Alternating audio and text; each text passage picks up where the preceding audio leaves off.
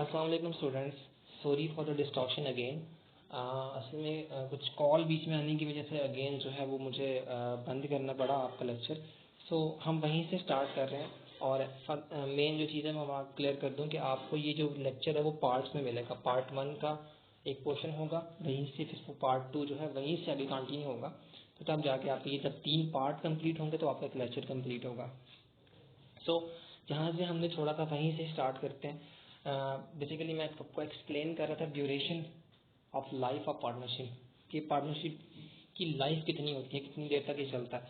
So the partnership comes to an end. Partnership वहाँ पे जाके ख़त्म हो जाती है जब पार्टनर्स की रिटायर हो जाए या पार्टनर्स की डेथ हो जाए या पार्टनर इंसॉल्वेंट हो जाए। तो दो पार्टनर्स हैं, एक पार्टनर्स की डेथ हो जाती है तो डिपेंड करता है कि दूसरा चलाना चाहता है या नहीं चलाना चाहता। बेसिकली वो तो ख़त्म हो जाएगी पहले, लेकिन अगर 3 पार्टनर्स हैं, एक की डेथ होती है और 2 कहते हैं कि हम इसको कंटिन्यू करना चाहते हैं तो वो कंटिन्यू कर भी सकते हैं। इसके बाद पार्टनरशिप डिसॉल्व होती है at the will of the partners. Partners की अपनी मर्जी के ऊपर, अगर पार्टनर्स खुद बीच में से निकलना चाहें, खुद कह दें कि हमें ये पार्टनरशिप प्रोसीड नहीं करनी, तो वो खुद इसको ख़त्म कर सकते हैं। इसके बाद by the resolution of partnership it is not necessary.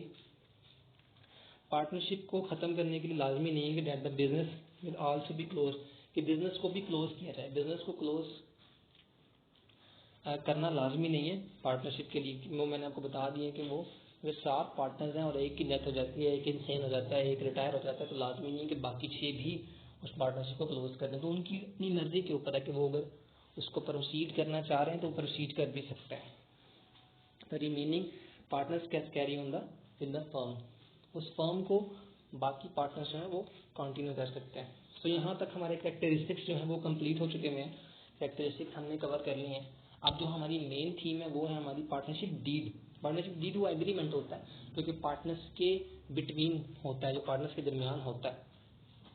अब यहाँ पे दिखाया गया, मैं थोड़ा सा एक्सप्लेन करूंगा फिर उसके बाद आगे चलेंगे। यहाँ पे आपको एक स्टैंप लगानी पड़ती है 500 की, जो वो लॉ के अकॉर्डिंग आपको एक टिकट लगाना पड़ता है यहाँ पे।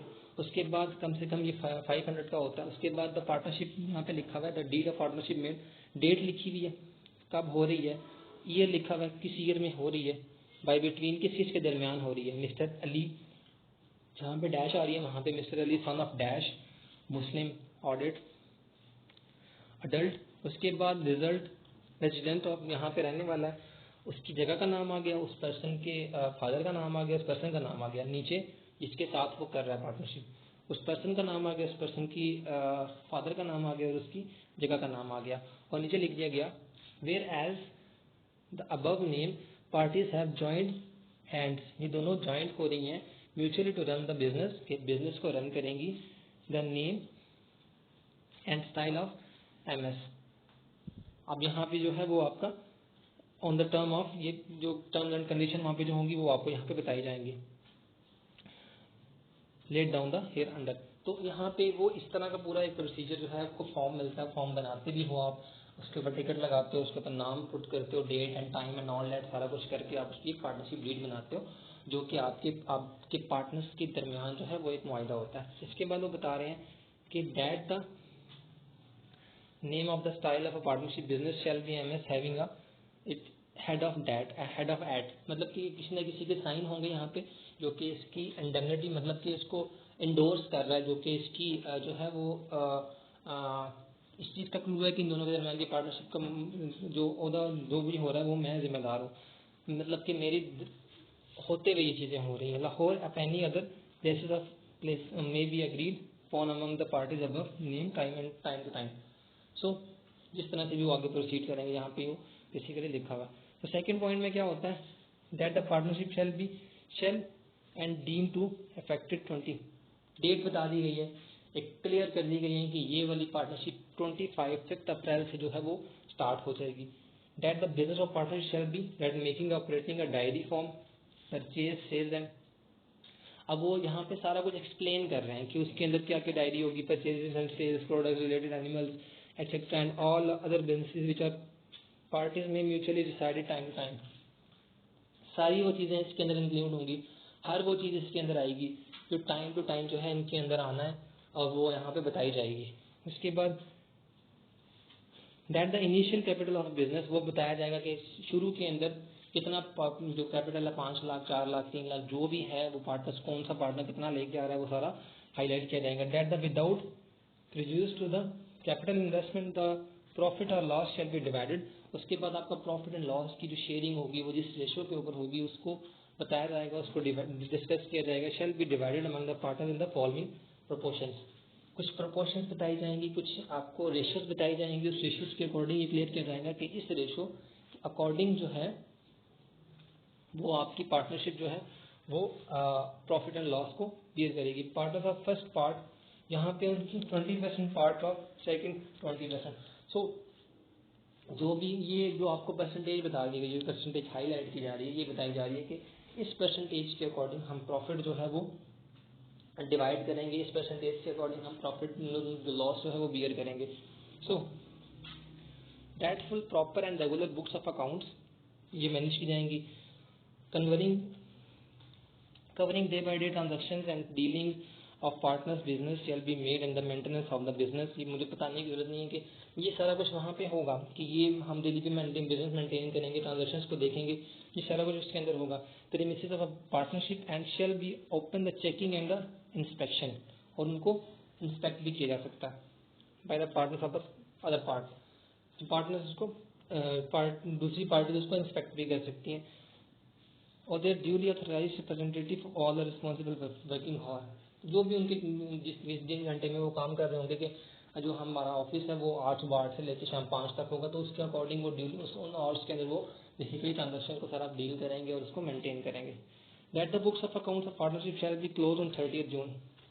हर 30 जून को इनके बुक्स ऑफ अकाउंट्स क्लोज होंगे ईच ईयर, हर साल. At then statement of profit and loss shall be determined and divided among the partners above name accordingly. तो उसके अकॉर्डिंग जो आपको नाम बताए गए हैं, जो पार्टनर्स के नाम ऊपर मेंशन किए गए हैं, जो पीछे हमने देखा कि sum of that and percent that, इस तरह से to be ratio simulate in the clause 5 above.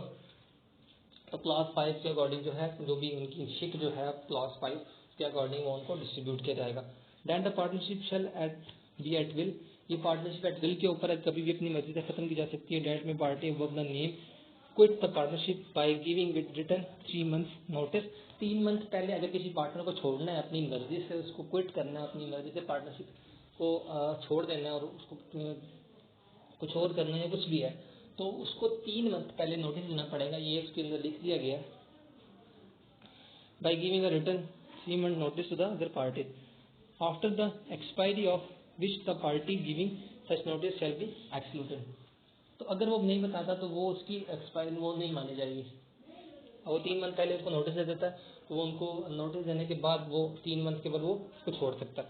That no party whereof has shall be the circumstances resort on the allegation of a court law and the retire of a dispute of arbitrator whose decision shall be binding. तो एक दूसरे के ऊपर case भी किया जा सकता है. डिफरेंट सिचुएशंस के अंदर इसको देखा जा सकता है कौन से हालात हैं, किस तरह के सर्कमस्टांसेस जो हैं कि किन सिचुएशन के ऊपर कौन सी जो है वो लॉ तोड़ा गया, उसके अकॉर्डिंग दूसरे के ऊपर केस भी हो सकता है. That in event the demise of a partner his share of profit and loss on the dates of his death shall be determined.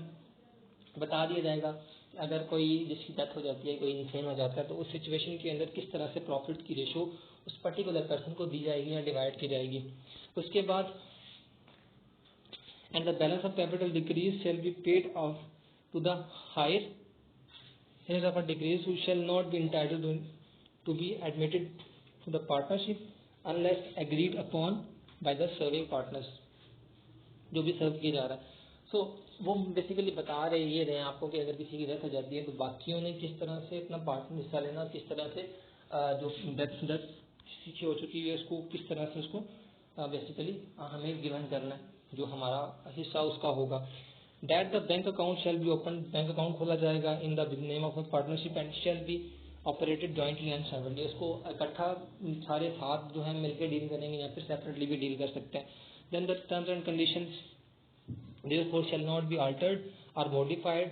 कोई भी टर्म्स एंड कंडीशन जो उन्होंने वहाँ पे लिखी है वो तब चेंज होंगी expected by the written mutual agreement of the parties above named. अगर कोई भी जो भी पर नेम जो है उनके ऊपर टर्म्स एंड कंडीशन लग जाएंगी, उन्हें फॉलो करना है. अगर उन्हें कुछ चेंज भी करवानी है तो वो कंसल्टेशन के अकॉर्डिंग होगी. 13 pointed that the provision of a Partnership Act 1932 shall apply to all the matters not specifically mentioned in the deed.